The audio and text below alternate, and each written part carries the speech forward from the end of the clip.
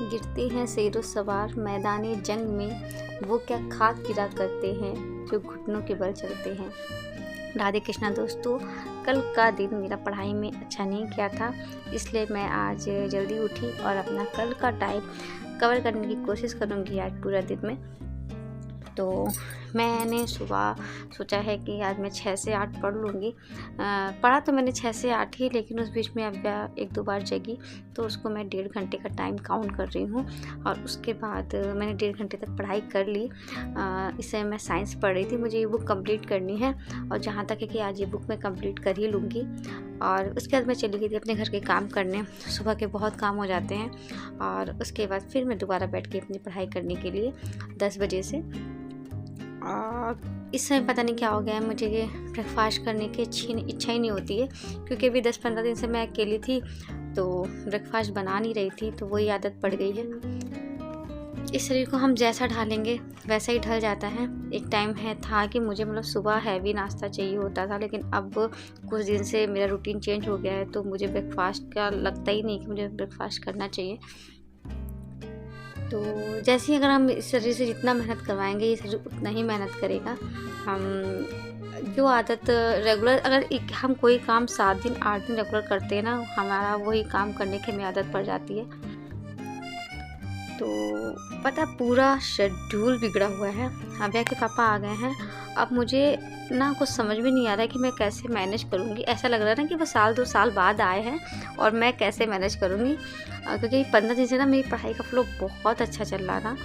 और अभ्या को मैंने नहला दिया है। मैं सैल्यूट करती हूँ उन लेडीज़ को जो जॉइंट फैमिली में रहकर पढ़ाई करने की सोचती हैं और पढ़ाई करती हैं। अरे यार, उनका सोचना ही बहुत बड़ी बात है। सच में सैल्यूट है ऐसे लोगों को। और बहुत बुरी बात है जो लोग ऐसे लोग उन लेडीज़ को डिसरिस्पेक्ट करते हैं कि यार तुम्हारा कुछ नहीं होगा, और ये अपनी उम्र देखो, अपनी फैमिली के साथ रह के कैसे पढ़ाई करोगे, यंगस्टर पढ़ाई कर रही है, वो दुनिया भर की बातें। अरे यार, उन्होंने सोचा है ना, इतना ही बहुत है। घर के काम बहुत होते हैं। मैं यहाँ पे अकेले रहती हूँ और शर्मा जी हैं, मतलब वो आ गए ना, मैं हिलस ही गई हूँ कि मैं कैसे मैनेज करूँगी। खाना दोपहर का बना लिया था मैंने सुबह से, बस वही सुबह की जो 2 घंटे की पढ़ाई की थी ना, बस वही की है। और सुबह से शाम हो गई है, मैं अभी को वॉकिंग लेके आ गई हूँ। मैंने 5 मिनट भी पढ़ाई नहीं कर पाई है। फर्स्ट डे है, मैनेज करने में टाइम लगेगा, लेकिन नहीं, फिर से इसको ट्रैक में लाना है।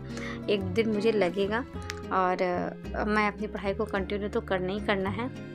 और आज रात में पढ़ाई कर लूँगी मैं, और कल से कोशिश करूँगी दिन से रात तक मेरा अच्छे से शेड्यूल चल जाए। वॉकिंग लेके आई थी तब मैंने थोड़ी बहुत पढ़ाई करी, फिर घर आके मैंने अव्या को खाना वाना खिलाया।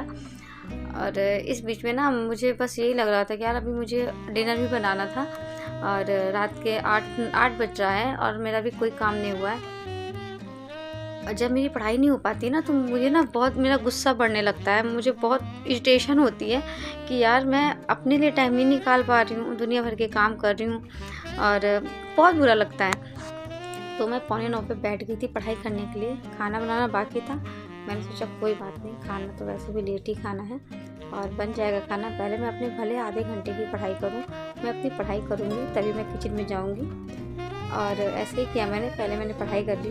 उसके बाद मैं अव्या को सुलाने गई 9:30 से, और वो 10-10:15 बज गया था। अव्या सोई ही नहीं, मेरा ये टाइम भी वेस्ट हो गया। पौन घंटा मैं उसके बाद चुपचाप करके लेटी रही कि वो सो जाए, पर वो नहीं सोई। फिर जब 10:15 से मैं थक गई, मैं उठ गई कि मैंने अव्या के पापा को बोल दिया वो नहीं सो रही, आप देखो मैं खाना बनाती हूँ। और लगती है अगर मेरा जो टारगेट पूरा ना हो, टारगेट ना पूरा हो तो कम से कम उसका 60-70% तो पूरा हो ही जाए। तो रात में मैंने मैथ्स लगाई, मॉक टेस्ट दिया। अब मैं पढ़ रही हूँ साइंस में जो मैंने मैराथन की ली थी वो 5 घंटे की, उसी को कंप्लीट कर रही थी। और मुझे अपने नोट्स बना के पढ़ने में भी अच्छा लग रहा है कि जो हार्ड फॉर्म में हैं बुक उनको तो पढ़ ही रही हूँ, बाकी न्यू क्वेश्चंस मिल जाते हैं। 1 बज गया था, अव्या भी जग गई थी और कुछ थकान सी भी हो गई थी। फिर मैं लेट के जाके पढ़ने लगी और कल से कोशिश करूँगी कि मैं अपनी पढ़ाई अच्छे से कर पाऊँ। और आप ऐसे ही मेरे ब्लॉग में बने रहिए। और आज मैं बहुत डिमोटिवेट फील कर रही हूँ।